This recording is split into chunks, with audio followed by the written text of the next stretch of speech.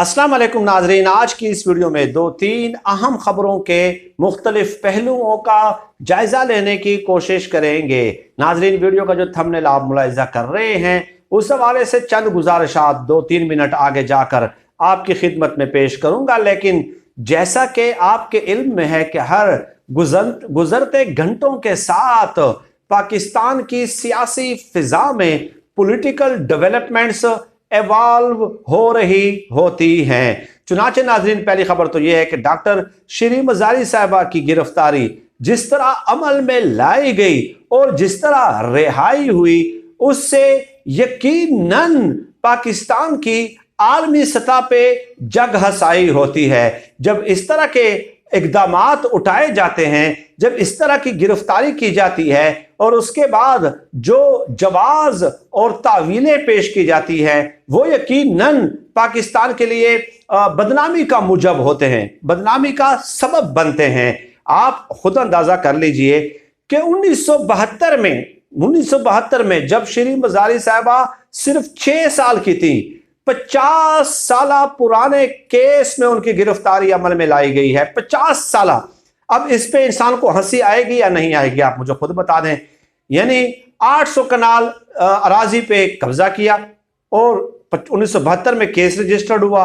उस वक्त जुल्फकार अली भुट्टो की हुकूमत थी, वो गिरफ्तार कर लेते। उसके बाद 11 साल जनरल जियाउल हक आए, वो गिरफ्तार कर लेते।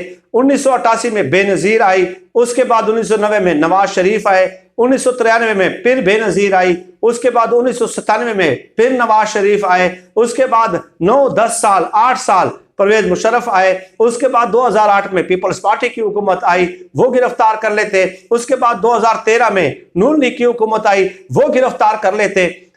क्यों? 50 साल हो गए ना, आप लोगों की हुक्मरानी थी ना। लेकिन जब उन्होंने ट्वीट करना शुरू कर दिया, उनको गिरफ्तार कर दिया गया।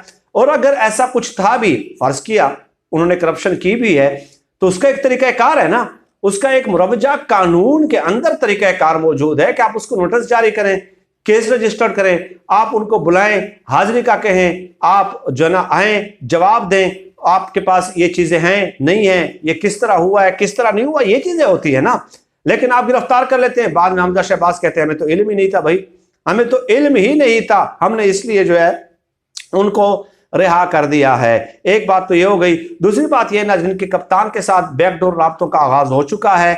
इमरान खान साहब को यह मशवरा दिया गया है कि आप एक कमेटी बनाएं पीटीआई के सीनियर तरीन रहनुमाओं पर मुश्तमिल, और जिसमें मिसाल के तौर पे असद उमर हो, शाह महमूद कुरैशी हो, शफकत महमूद हो, परवेज खटक हो, तो डेफिनेटली ये टॉप सीनियर मोस्ट सीनियर लोग हैं ना। तो ये एक सियासी कमेटी बना के आप अपोजिशन की जमातों के पास उनको भेजें, उनके साथ मुज़ाकरात करें, ताकि मुल्क इस बेयकीनी की सूरत हाल से निकल आए। तो उसके बाद फिर आप हुकूमत के साथ बैठे, हुकूमत क्या कहती है, अपोजिशन क्या कहती है, ये सारी चीजें आपस में डिस्कस कर लें। हुकूमत बजट पेश करना चाहेगी, उसके बाद वो आपको बताएंगे कि कब इलेक्शन करना है। तो बहरहाल आप आपस में तय कर लें मुज़ाकरात करके। ये इमरान खान साहब को बैकडोर राब्तों में मशवरा दिया गया है। अब देखते हैं कि इमरान खान साहब इस हवाले से क्या जवाब देते हैं। लेकिन जो इतलात हैं वो ये हैं, हो सकता है मुमकिन है जब आप ये वीडियो सुन रहे हो, ये खबर और ये बड़ा धमाका आज का जो इमरान खान साहब करने जा रहे हैं वो हो चुका हो। उस आज इमरान खान साहब लॉन्ग मार्च की तारीख का ऐलान करेंगे। ये आज के दिन का सबसे बड़ा धमाका होगा। गुज़श्ता 3-3.5 महीनों की सबसे बड़ी खबर यही होगी, क्योंकि इमरान खान साहब ने अगर एक बार डेट अनाउंस कर दी कि इस तारीख को लॉन्ग मार्च, और फिर वो लॉन्ग मार्च धरने में कन्वर्ट हो जाएगा, तो उसके बाद यकीनन उनके लिए वापसी नहीं हो सकती। पहले भी अगस्त 2014 में 4 महीनों का वो धरना दे चुके हैं, तजर्बा है इस काम में उनको। तो यकीनन अनसर्टेनिटी में इजाफा होगा, बिजनेस एक्टिविटीज मुतासिर होंगी, हुकूमत बंद गली में चली जाएगी। तो ये इमरान खान साहब को मशवरा दिया गया, लेकिन इमरान खान साहब आज शायद किसी भी वक्त ऐलान कर दें। अब नाजरीन आ जाते हैं कि शहबाज शरीफ की गिरफ्तारी। देखें, हमेशा पाकिस्तान की सियासत को समझने के लिए एक तो होती है खबर, जो आपके पास यकीनन कंफर्म खबर होती है, और एक होता है कि आप डॉट्स को कनेक्ट करते हैं। पाकिस्तान की 74 साल सियासी तारीख में एक ही दायरे में हरकत कर रहा है पाकिस्तान, और वो दायरे से पाकिस्तान के सियासी हालात निकलने का नाम नहीं ले रहे। चुनाचे कल देखें, शहबाज शरीफ साहब की पेशी थी मनी लॉन्ड्रिंग केस में, साथ ही जो उनके बेटे हैं हमजा शहबाज जो कि वज़ीर आला पंजाब हैं, वो भी पेश होते हैं। अब आप कल के डेवलपमेंट्स पे अंदाजा लगा लें तो उससे आपको अंदाजा हो जाएगा कि शहबाज शरीफ को मिस्ड कॉल दी जा रही है। शहबाज शरीफ अगर अपनी हद से किसी भी वक्त निकलते हैं हुकूमत में आने के बाद तो उन्हें इस केस में गिरफ्तार किया जा सकता है। एक बात तो यह है कि FIA ने कहा कि हम नया चालान पेश करना चाहते हैं और पुराने चालान के मुताबिक अगर केस आगे बढ़ता है तो उनकी रिहाई हो सकती है, मुलजिमान इससे फायदा उठा सकते हैं। तो अदालत ने कहा कि 4 महीनों से आपने नया चालान जमा क्यों नहीं कराया। लेकिन बहरहाल अब FIA को भी यह अंदाजा है कि केस अगर चलना शुरू हो गया ना और रफ्तार के साथ चलेगा तो किसी भी वक्त इनका फैसला आ सकता है और शहबाज शरीफ और हमजा शहबाज गिरफ्तार हो सकते हैं। ये तो उनको यकीन हो गया ना, ये तो तय हो गया ना, क्योंकि FIA का ये कहना कि वो डिलेइंग टैक्टिक्स इस्तेमाल कर रही है, FIA ताखिरी हरबे इस्तेमाल कर रही है और ताखिरी हरबे डेफिनेटली उस वक्त इस्तेमाल किए जाते हैं जब आपको पता हो कि आप पकड़ में आने वाले हैं, गिरफ्त में आने वाले हैं। एक बात तो ये हो गई। दूसरी बात ये, जब शहबाज शरीफ देखें वजीर आजम है, जैसे भी हैं, इंपोर्टेड हैं, गैर मुल्की साजिश के तहत जो है ना वो इख्तिदार में आए बिल्कुल, लेकिन अभी तो वो कानूनी तौर पर दुनिया तो ये मानती है ना कि वजीर आजम है। तो जब एक वजीर आजम पेश होता है तो डेफिनेटली उसका प्रोटोकॉल भी वजीर आजम का होता है। कल जब वो अदालत में पेश हुए तो आपको मैं ये कंफर्म खबर दे रहा हूं कि वहां पे जो सिक्योरिटी के एहलकार थे उन्होंने गेट पे शहबाज शरीफ को रोक लिया था, जज को भी रोक लिया था, शहबाज शरीफ को भी रोक लिया था। उसके बाद शहबाज शरीफ ने एक टॉप ऑफिसर को फोन किया है कि सर ये क्या हो रहा है, और उसके बाद जाकर शहबाज शरीफ को अंदर जाने दिया गया।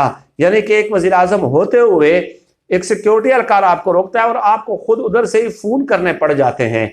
तो इससे आप अंदाजा लगाएं कि शहबाज शरीफ की बतौर वजीर आजम क्या हैसियत है। और उसके बाद जब गए तो आप वो तस्वीर देख लें, सामने आई है। एक अदालत ने कहा कि 2 घंटे आपको वेट करना पड़ेगा। बाहर एक गैलरी टाइप है, उसमें बैठे, ग्रीन कलर का सोफा था, पसीना थे, सिर्फ पंखा लगा हुआ था और पसीना पसीना हो गए थे। शहबाज शरीफ बैठे, दरमियान में कोई और बैठा और लेफ्ट पे जो है हमजा शहबाज बैठे हुए हैं और हमजा शहबाज अपना पसीना भी साफ कर रहे हैं। तो ये 2 घंटे उनको इंतजार कराया गया। तो ये इसका क्या मतलब है? इसका मतलब ये है कि आप अपनी हद से अगर निकलेंगे तो आपके साथ ये होगा, और इसका मतलब ये भी है कि बतौर वजीर आजम उसकी हैसियत क्या है, और इसका मतलब ये भी है कि अगर आप हद से निकले तो आपको किसी भी वक्त इस केस में हम आपके गिर्द घेरा तंग कर सकते हैं। तो शहबाज शरीफ साहब अगर हाथ पांव मारते हैं या आंखें दिखाने की कोशिश करते हैं, जिस तरह के वो अभी उनके पर निकल रहे हैं, उनकी पार्टी के भी पर निकल रहे हैं, इशारों और किनायों में वो इस्टेब्लिशमेंट पे तनकीद करना शुरू हो गए हैं, उन्हें अब ये एहसास होने लग गया है कि उनके साथ हाथ हो चुका है। लिहाजा अगर वो हद से निकलते हैं तो किसी भी वक्त उनके ऊपर हाथ डाला जा सकता है। लेकिन बहरहाल इसके अलावा चंद साफियों के खिलाफ भी मुकदमा दर्ज किए गए हैं। अरशद शरीफ को तो की फासली जमानत मंजूर हो गई है। समी इब्राहिम, साबिर शाकिर समेत 12 साफियों को जो है ना उनको हिट लिस्ट पे रखा गया है। उनके खिलाफ इकदाम किसी भी वक्त जो है आपके सामने आ सकते हैं। तो ये भी खबरें यकीनन कन्फर्म खबरें गर्दिश कर रही हैं। अल्लाह पाक से दुआ है कि अल्लाह पाक इस मुल्क के हालात को मुस्तकिल तौर पे जो है अमन में लाए। हमारी ये दुआ है, हमारी ये ख्वाहिश भी है। तो फर्दर बहुत सारी डेवलपमेंट्स हो रही हैं, उस हवाले से इंशाल्लाह ताला आपको आने वाले वीडियोज़ में आगाह करते रहेंगे। सर दस्त आज की इस वीडियो में इतना ही। अल्लाह पाक से दुआ है कि अल्लाह पाक हमें खल्क़ खुदा के लिए आसानियाँ पैदा करने की तौफीक अता फरमाए। आमीन या रब्बल आलमीन।